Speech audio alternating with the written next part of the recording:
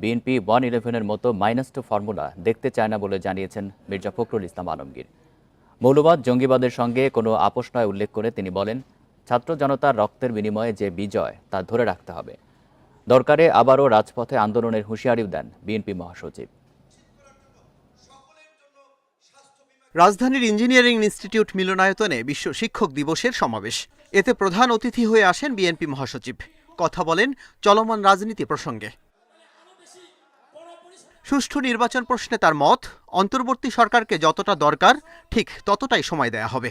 BNP বিরাজনীতিকরণের রাজনীতিতে বিশ্বাস করে না। মৌলবাদ নয়, চায় গণতান্ত্রিক রাষ্ট্র বিনির্মাণ করতে। আবার ওই -2 আমরা দেখতে চাই না। আমরা আবার ওই মৌলবাদ বা জঙ্গিবাদকে দেখতে চাই না। আমরা আবার সন্ত্রাসকে দেখতে চাই না। আমরা সত্যিকার অর্থে দেশে